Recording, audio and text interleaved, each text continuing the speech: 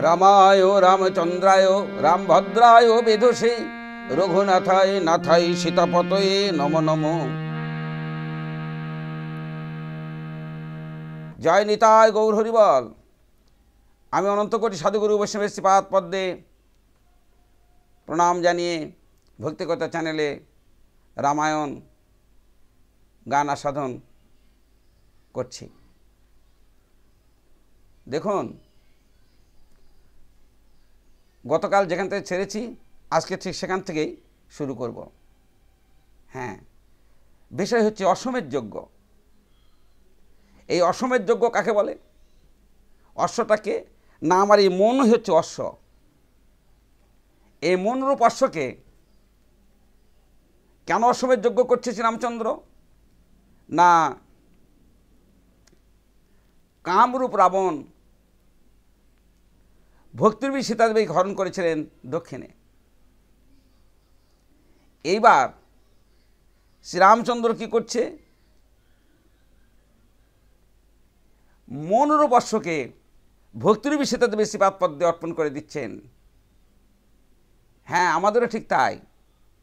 এই মনরূপ অশ্বকে যদি ভক্তিদেবী শ্রীপাদ পদ্মে একবার অর্পণ করা যায়, তাহলেই প্রেম আর ভক্তির একত্রে মিলন হবে।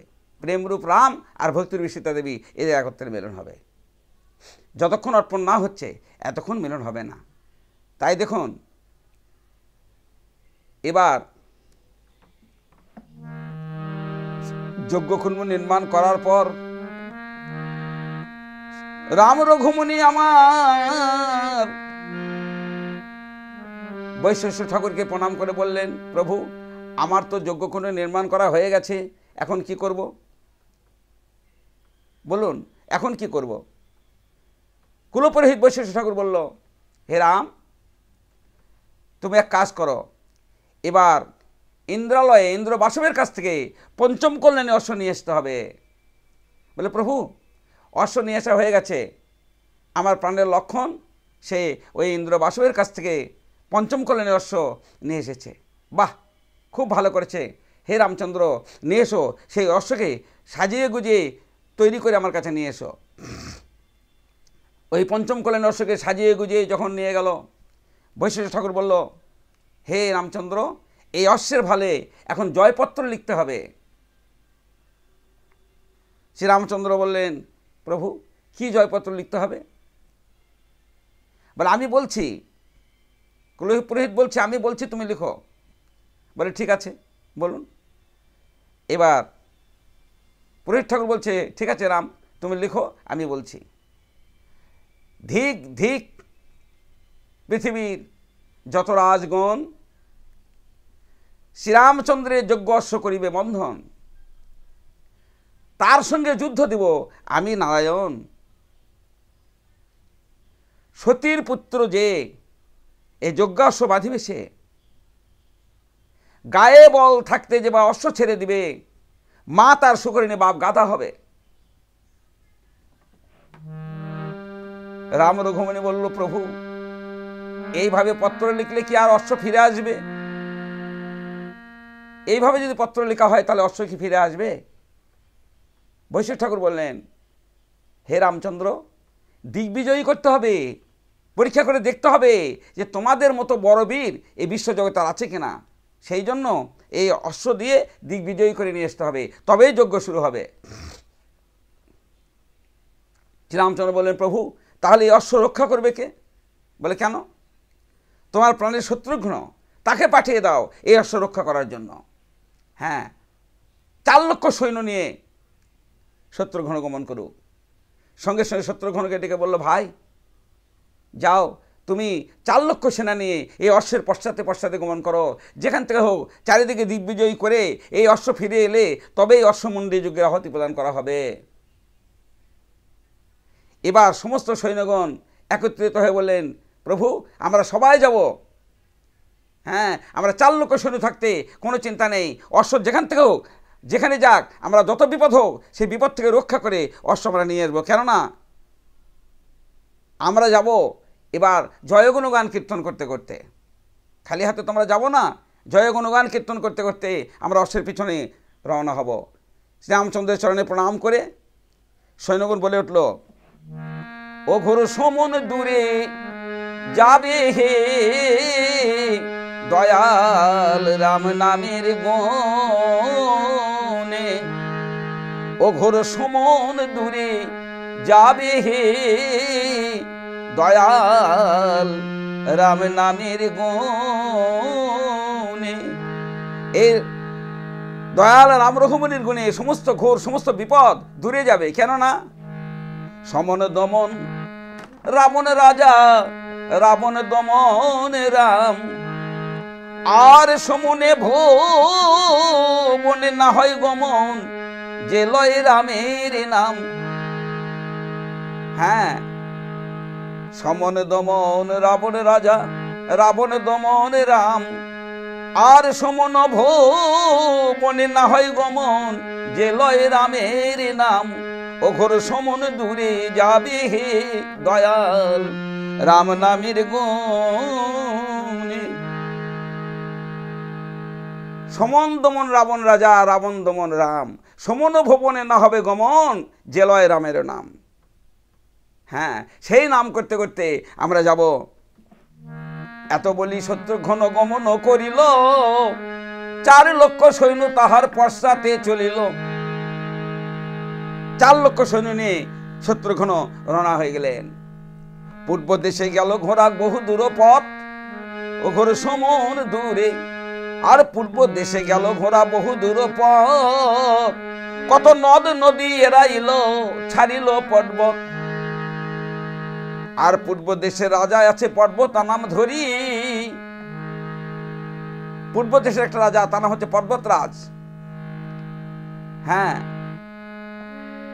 ওই অশ্বের ফলে জয়পত্র দেখে এলো তোরা করি। অশ্বের ফলে এক জয়পত্র লেখা আছে যে ধিক ধিক পৃথিবীর যত রাজগণ, শ্রীরামচন্দ্রের যজ্ঞস্ব করিবে বন্ধন, তার সঙ্গে যুদ্ধ দেব আমি নারায়ণ। সতীর নন্দন যে যজ্ঞস্ব বাঁধিবে, সে গায়ে বল থাকিতে যে অশ্ব ছেড়ে দিবে, মা তার সুকরি নেবে অবগাত হবে। দেখার সঙ্গে সঙ্গে রাজা অর্ডার করলো, আদেশ করলো, হে সৈন্যগণ, তোমরা কে কোথায় আছো, বন্ধ করো, এই অশ্বকে বন্ধ করো। হ্যাঁ,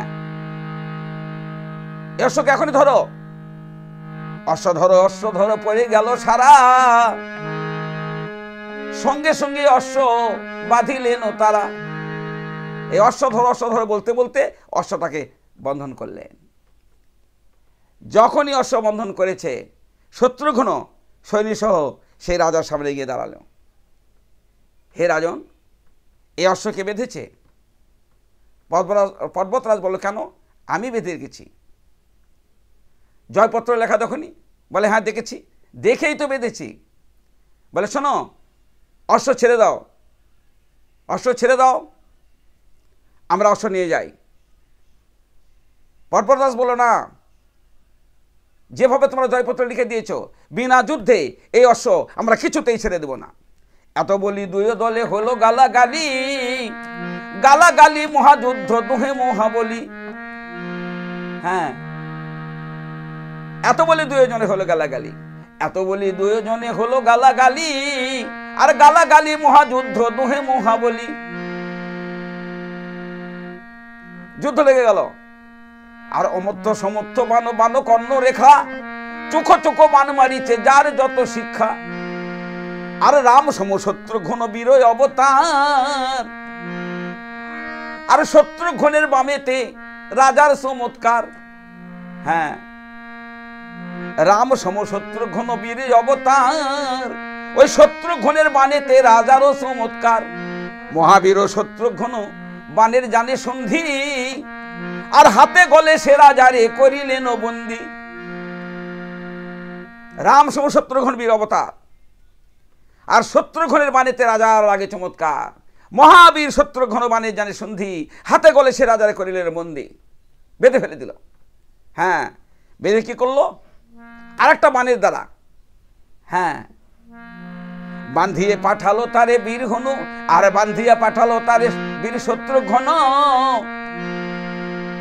হ্যাঁ, যাও রাম দর্শনে হবে বন্ধন মোচন। এক বানের দ্বারা কি করলো? হস্তপদ বন্ধন করলো রাজার, বন্ধন করে আর এক বানের দ্বারা শত্রুঘ্ন পাঠিয়ে দিল সেই অযোধ্যায়, যাও রাম দর্শনে তোমাদের বন্ধন মুক্ত হয়ে যাবে। হ্যাঁ, এই কথা বলে সেখান থেকে অশ্ব নিয়ে গমন করিল, উত্তর দিকে তখন তারা গমন করিল, অবিলম্বে উত্তর দেশে জয় করিয়ে নিল।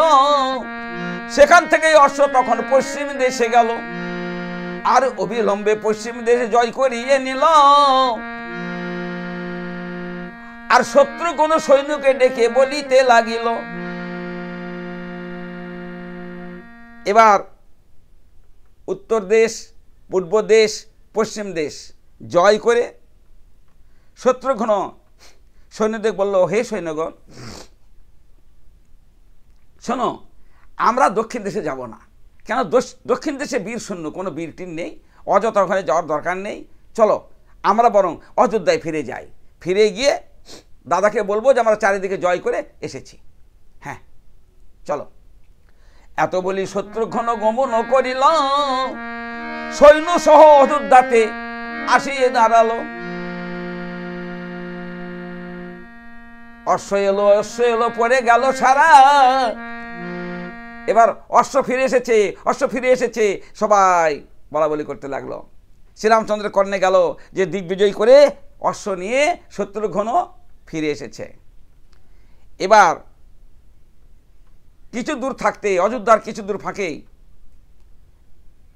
শত্রুঘ্ন জিজ্ঞাসা করলো, হে সৈন্যগণ, শোনো, এই সময় আমরা এত সৈন্যগণ নিয়ে হইচই করতে করতে দাদার কাছে গিয়ে যজ্ঞের বিঘ্ন ঘটাবো না।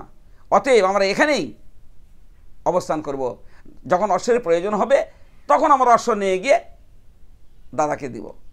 অতএব আমরা এখানেই এই অপেক্ষা করব, কিন্তু একটা শর্ত নিয়ে অপেক্ষা করব। সৈন্যগণ বলেন, কি শর্ত মহারাজ? বলল, শোনো, আমরা অশ্বকে কিন্তু বেঁধে রাখবো না, আমরা চতুর্দিকে সৈন্যগণ বেষ্টিত হয়ে দাঁড়াবো, আর মাঝখানে অশ্ব ছেড়ে দেওয়া থাকবে। তবে সাবধান, এই অশ্ব যদি কারো মস্তকের উপর দিয়ে লাফ দিয়ে পার হয়ে চলে যায়, তাহলে তার মস্তকে কিন্তু এই যজ্ঞের পূর্ণ আহুতি প্রদান করা হবে।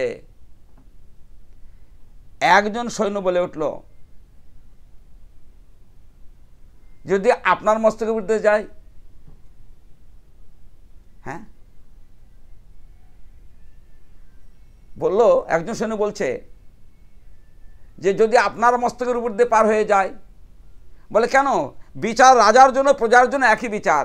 আমার মস্তকের উপর দিয়ে যদি এই ঘোড়া পার হয়ে যায়, হ্যাঁ, যার মস্তকের উপর দিয়ে পার হয়ে যাবে তার মস্তকেই যজ্ঞের পূর্ণাহুতি প্রদান করা হবে। চারিদিকে বেষ্টিত হয়ে তোমরা দাঁড়িয়ে থাকো। এবার কি করলো? চারিদিকে বেষ্টিত হয়ে সৈন্যগণ দাঁড়িয়ে থাকলো, অশ্বকে মাঝখানে ছেড়ে দেওয়া হলো। অশ্ব মনে মনে চিন্তা করছে,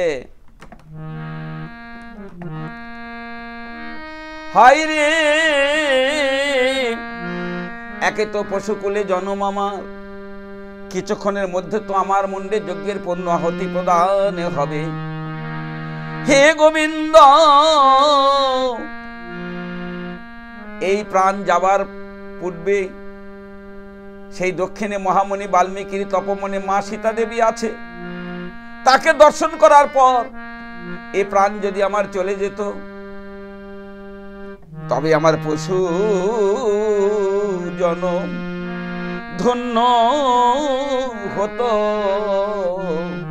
আমার পশু জনম ধন্য হতো।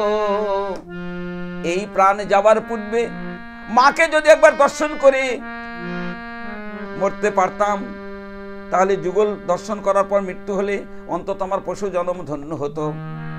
কিন্তু হাই রে, আমি কি করে যাব? হাই রে, যার মস্তকের উপর দিয়ে পার হয়ে যাব তার মস্তকে যজ্ঞের পূর্ণ আহুতি প্রদান করা হবে। অশ্ব মনে মনে চিন্তা করছে, আমি যাব কার মস্তকের উপর দিয়ে? যার মস্তকের উপর দিয়ে যাব, আমাকে হয়তো খোঁজাখুঁজি না করে তারই মস্তকে যজ্ঞের পূর্ণ আহুতি প্রদান করা হবে। তাহলে পুণ্য করতে গিয়ে আরো পাপী হয়ে গেলাম, আর একটা নরহত্যা পাপের পথকে হব। অতএব আমি যদি কোনো মতে যদি ওই শত্রুঘ্নের মস্তকের উপর দিয়ে পার হয়ে যেতে পারি, তাহলে অন্তত আমাকে খোঁজার চেষ্টা করবে। যাকে অশ্বটা নিয়ে আসি, তারপর যা হবে। হ্যাঁ, এতভাবেই অশ্ব তখন ঘুরিতে লাগিল। চারিদিকে ঘুরছে অশ্ব, মনে মনে চিন্তা করছে আর ঘুরছে যে আমি কার উপর দিয়ে যাব।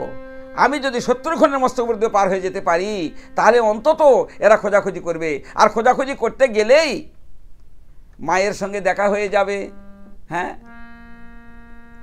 হয়তো যুগল মিলন হতেও পারে।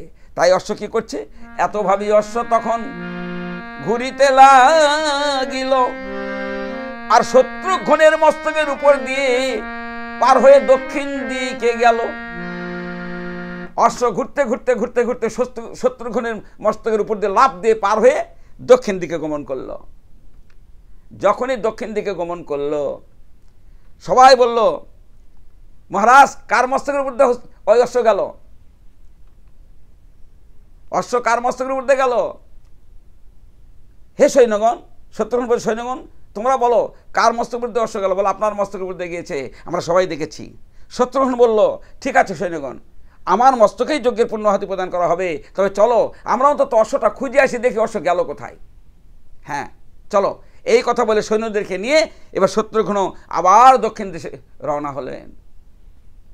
এদিকে যখন অশ্ব রওনা হয়েছে, যেই দিনে যাহা হবে মুনি তাহা জানে, ডাক দিয়ে কাছে আনলো শিষ্য দুইজনে। এদিকে কি হয়েছে, মা সীতা দেবীকে নির্দেশন দিয়েছে দক্ষিণে মহামুনি বাল্মীকির তপবনে, সেখানেই অশ্ব যাচ্ছে। কিন্তু মায়ের দুটি সন্তান, একটা লব আর একটা কুশ, মহামুনি বাল্মীকি ধ্যানস্থ হয়ে বসেছিল। হ্যাঁ, ধ্যানস্থ হয়ে বসেছিল। তাই শাস্ত্র প্রমাণ করছে, যেই দিনে যাহা হবে মুনি তাহা জানে, ডাক দিয়ে কাছে আনলেন শিষ্য দুইজনে। কোথায় দাদুরে? লবকুশ, আয় দাদু আমার কাছে আয়। সঙ্গে সঙ্গে লবকুশ এসে দুই পাশে দাঁড়ালো। এবার দুইজনের মাথায় হাত দিয়ে মহামুনি বাল্মীকি বলল, দাদুরে আমি একটু চিত্রকূট পর্বতে যাব রে দাদু, তোরা এই বন রক্ষার ভার গ্রহণ কর। এই আমার সাধনার্থ পবন তোরা দেখে রাখবি, রক্ষা করে রাখবি। সঙ্গে সঙ্গে লব বলল, দাদু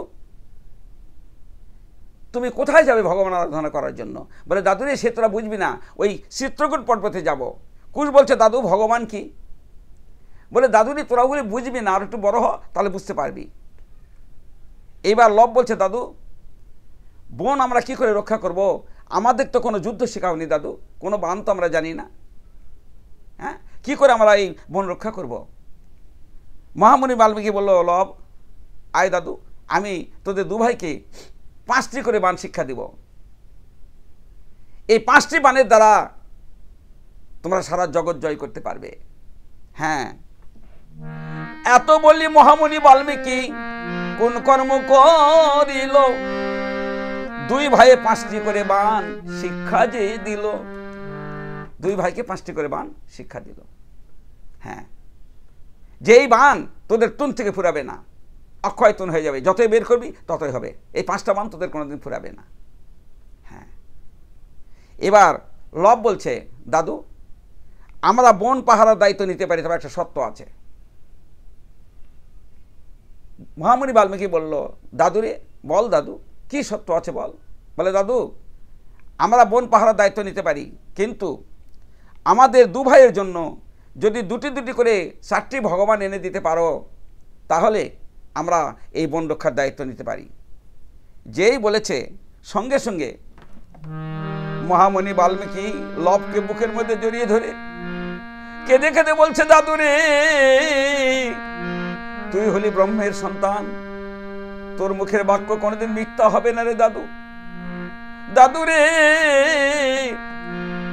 তোরা যদি ধরার মতো ধরতে পারিস আর এখানে থাকার মতো থাকতে পারিস, দেখবি দাদু একদিন তোদের ভাগ্যক্রমে এই বনে 4টি ভগবানের উদয় হবে রে দাদু। কিন্তু আমার বড় ভাগ্যমন্দ, আমার দর্শন ভাগ্যে নেই। দাদু রে, তোদের ভাগ্য ভালো, সত্যি সত্যি দেখবি একদিন 4টে ভগবান এই সাধনার বনে আসবে। দাদু তোরা যদি ধরার মতো ধরতে পারিস। লব আর কুশ একসঙ্গে বলো, দাদু যাবে কোথায়? আমরা দু ভাই মিলে 4টি ভগবান নিয়ে এখানে খেলা করব। ভগবান যাবে কোথায়? হ্যাঁ, আমরা ভগবান নিয়ে খেলা করব। ঠিক আছে দাদু, তাহলে এখন আসি, আর দেরি করা যাবে না দাদু, আমি এখন আসি। এই কথা বলে জাতি লব ডেকে বলছে, দাদু যাবার পূর্বে একটা কথা শুনে যাও দাদু। বলো ভাই, আবার ডাকলে কেন? লব হাত জোর করে বলছে, দাদু গো, তুমি যে আমাদের দু ভাইকে রামায়ণ গান শিক্ষা দিয়েছ, আমরা দু ভাই সেদিন রামায়ণ পাঠ করতে করতে দেখি রামায়ণের উত্তরাকাণ্ডে লেখা আছে, অযোধ্যায় অধিপতি রাম তার বনিতা সীতা দেবীকে দক্ষিণে মহামুনি বাল্মীকির তপবনে নির্বাসন দিয়েছে।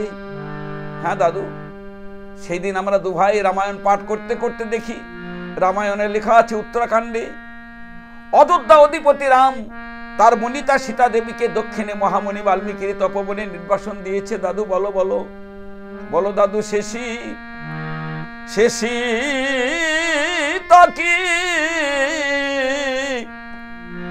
মোদের মাতা। দাদু বলো, শেষী তাকি মোদের মাতা। দাদু বলো বলো সত্য কথা, বলো শেষী তাকি মোদের মাতা।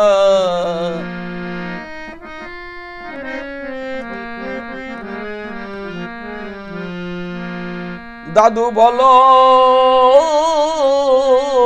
বলো সত্য কথা, যার বদনে দেখলে বড় লাগে ব্যথা। দাদু বলো বলো সত্য কথা, যার বদনে দেখলে প্রাণে লাগে ব্যথা। বলো শেষী তাকি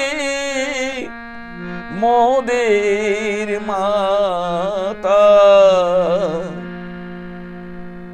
মহামুনি বাল্মীকি বুঝতে পারলেন যে এদের জ্ঞান ফুটে গেছে। বলল, দাদু রে, তোরা ঠিকই দেখেছিস দাদু, ঠিকই দেখেছিস, কিন্তু ঘটনা কি জানো দাদু? আমার এই বন থেকে আরো দক্ষিণে সেই মহামুনি বাল্মীকির তপবন, সেখানে তোর মায়ের মতো একজন সীতা দেবীও আছে, আর তোদের দুজনের মতো তার দুটা সন্তান আছে লবকুশ, আর আমার মতো হতভাগা একজন মহামুনি বাল্মীকিও আছে রে দাদু। আর দেরি করবে না ভাই, এখন আসি। তোমরা এই সাধনার বন লক্ষ্য করো, দেখে রেখো দাদু, আমি আসি দাদু, বিদায় বিদায়। দাদু দেখলো যে অশ্ব এখনই আসবে, আর এখানে থাকা উচিত হবে না। এই ভেবে মহামুনি বাল্মীকি কি করলেন? এত বলি মহামুনি বাল্মীকি গমন করিল, দেখতে দেখতে অশ্ব তখন বনে প্রবেশিল। মহামুনি বাল্মীকি মুনি যখনই চিত্রকূট পর্বতে গমন করলেন, আর সঙ্গে সঙ্গে অশ্ব এদিকে বনের ভিতরে প্রবেশ করল। হ্যাঁ, এবার কুশ বলছে, দাদা রে, এটা কি রে দাদা? হ্যাঁ, এটা কি? বলছে, জানিস না ভাই, এটা হচ্ছে অশ্ব। বলে, তাই নাকি? কি লেখা আছে দেখ তো। লব বলছে, ভাই এই অশ্বের ভালে জয়পত্র লেখা আছে। বলে, কি লেখা আছে একটু পড়তো। লেখা আছে, ধিক ধিক পৃথিবীর যত রাজগণ, শ্রীরামচন্দ্রের যজ্ঞস্ব করিবে বন্ধন, তার সঙ্গে যুদ্ধ দিব আমি নারায়ণ। সতীর নন্দন যে এই যজ্ঞস্ব বাঁধিবে, সে গায়ে বল থাকিতে যে অশ্ব ছেড়ে দিবে, মা তার সুখরিণী, বাপ গাধা হবে। কুশ সঙ্গে সঙ্গে বলল, দাদা আমরা তো এই সুযোগ কোনোদিন আর পাবো না, যে আমাদের মা সতী কি অসতী এই পরীক্ষা করার সুযোগ আর পাবো না। দাদা এই অশ্ব কিছুতেই ছেড়ে দেওয়া যাবে না, আমরা অশ্ব বন্ধন করব। হ্যাঁ, এত বলি দু ভাই অশ্ব বাঁধিয়া ফেলিল, আর সৈন্য সহ শত্রুঘ্ন তথায় উপনীত হলো। দু ভাই যখন অশ্ব বন্ধন করলো, শত্রুঘ্ন সৈন্য সহ সেখানে গিয়ে উপনীত হয়ে গেল। লবকুশ দুইজনকে দেখে শত্রুঘ্ন মনে মনে চিন্তা করলো, হায় রে, অযোধ্যায় এক রাম, কিন্তু এই তপবনে দেখলাম একসঙ্গে দুটি রামের উদয় হয়েছে। এক রামের সঙ্গে যুদ্ধ করবে এমন শক্তি কার আছে? আর এখানে দুইটি রাম একসঙ্গে আছে, কার সাধ্য আছে এদের সঙ্গে যুদ্ধ করে? কিন্তু কি করব, উপায় নেই, আমার যুদ্ধ করতে হবে, অশ্ব নিয়ে যেতেই হবে। তাই শত্রুঘ্ন বলছে, হে বালকগণ, তোমরা কে? এই বনে অশ্বই বা কেন আমার এই অশ্ব ধরে রেখেছ? তোমরা এক কাজ করো, অশ্বটা ছেড়ে দাও। তোমাদের পরিচয় কি? তোমাদের পরিচয় বলো। এবার কুশ বলছে, আগে তোমার পরিচয়টা বলো, তারপর আমার পরিচয় দিব। অশ্ব ছেড়ে দেবো মনে করে ধরেছি? হ্যাঁ, অশ্ব ধরে করেছি পণ, বিনা যুদ্ধে না দেবো অশ্ব কদাচন। হ্যাঁ, কি লিখেছ? মা তার সুকরিণী, বাপ গাধা হবে, দেখি আমরা সতীর নন্দন কি অসতীর নন্দন তা প্রমাণ করে ছেড়ে দেব। এই অশ্ব ধরে করেছি পণ, বিনা যুদ্ধে নাহি দেব অশ্ব কদাচন।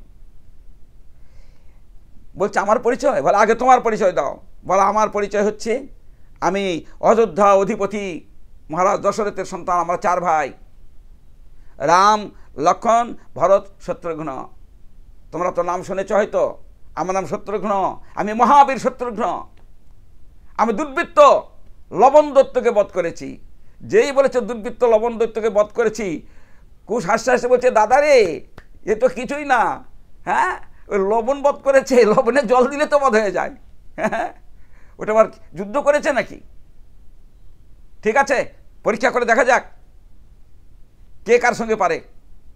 হ্যাঁ, বিনা যুদ্ধে অশ্ব দিব না, দিবে না। এত বলি দুইজনে হলো গালাগালি, গালাগালি মহাযুদ্ধ দুহে মহাবলী।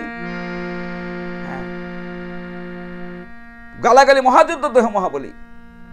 অমর্থ সমর্থ বান বান কর্ণ রেখা, চোখো চোখো বান মারিছে যার যত শিক্ষা। কুশের প্রধান বান বেড়া পাকো নাম, বেড়া পাকো বান কুশ পুরিল সন্ধান। বেড়া পাকো বান সে প্রবেশী পাকে পাকে, বেড়া পাকো বান সে প্রবেশী পাকে পাকে। কারু কাটে হস্তপদ, কারু কাটে নাকে। ওই বেড়া পাকো বানে কারু নাহি কো নিস্তার, পড়িল সকল ঠাট কেহ না হিয়ার। একটা বান বেড়া পাক, বানের দ্বারা কি হলো, সমস্ত সৈন্যগণ ধরাশায়ী হয়ে গেল, শুধু শত্রুঘ্ন একাই জীবিত আছে। হ্যাঁ, এইবার শত্রুঘ্নকে দেখে বলছে, এখনো সময় আছে, অশ্ব ছেড়ে দিয়ে তুমি চলে যাও। বলে, হে বালকগণ, তোমরা কি মনে করেছ এই 4 লক্ষ সেনার যে শক্তি, আমার দেহে একাই সেই শক্তি আছে। হ্যাঁ, বিনা যুদ্ধে আমি অশ্ব রেখে যাব না। তোমাদের সঙ্গে যুদ্ধ করে, তোমাদের বালক মনে করে আমরা অনেক ক্ষমা করেছি, আর ক্ষমা নয়। এসো এবার আমার সঙ্গে যুদ্ধ করে দেখি কত শক্তি তোমাদের গায়ে আছে। এত বলি দুয়ে জলে হলো গালাগালি, আর গালাগালি মহাযুদ্ধ দুহে মহাবলী। আর এত বলি দুজনে হলো গালাগালি, গালাগালি মহাযুদ্ধ দুহে মহাবলী। আর ক্ষুরাপুত্রে গালাগালি কেহ নাহি চিনে, আর গালাগালি মহাযুদ্ধ বাঁধে 3 জনে। ক্ষুরাপুত্র গালাগালি কেহ নাই চিনে, গালাগালি মহাযুদ্ধ বাঁধে 3 জনে। এবার লব বলছে, চারি ভাই তোমরা আর মোরা 2 ভাই, কেমন লইবে অশ্ব মোরা তাহা চাই। তোমরা 4 ভাই তো, চারি ভাই তোমরা আর মোরা 2 ভাই, কেমন লইবে অশ্ব মোরা তাহা চাই। মরিবারও কেন এলে মোদের নিকটে, মরিবার তরে এলে মোদের নিকটে, আজ কেমন লইবে ঘোড়া ফেলিব সংকটে। কি করে ঘোড়া নিয়ে যাও? হ্যাঁ, এত বলি লব্বির ধনুক নিল হাতে, এত বলি লব্বির ধনুক হাতেতে করিল, মহাপার বান তখন ধনুকে জুড়িল। এবার সিংহের গর্জনে বান আকাশে ছাড়িল, ওই মহাপার বানাঘাতে শত্রুঘ্ন ধরাশায়ী হলো। মহাপার বানাঘাতে শত্রুঘ্ন ধরাশায়ী হয়ে গেল। দুইজন দূত প্রাণ নিয়ে কাঁদতে কাঁদতে অযোধ্যায় ফিরে এলো। ফিরে এসে কাঁদতে কাঁদতে বসিয়ে আছে, আর বসিয়ে আছে সিংহাসনে কমল লোচন। কাঁদতে কাঁদতে দাঁড়াইল দূত দুইজন। বলো দূত, কি সংবাদ তোমাদের বলো? কাঁদতে কাঁদতে প্রণাম করে বলল, প্রভু, ওই 4 লক্ষ সেনা আর আপনার প্রাণের যে শত্রুঘ্ন ভাই কেউ নেই, সবাই ধরাশায়ী হয়েছে সামান্য 2টা বালকের হাতে। সামান্য 2জন বালকের হাতে আমাদের মহারাজ শত্রুঘ্ন এবং 4 লক্ষ সেনা সব ধরাশায়ী হয়ে গেছে। শ্রীরামচন্দ্র কাঁদতে কাঁদতে গুরুদেবের চরণে লুটিয়ে পড়ে কেঁদে কেঁদে বলছে, ওগো গুরুদেব, এ কি হলো গুরুদেব? এই যে ভাই হারা যজ্ঞ হলো,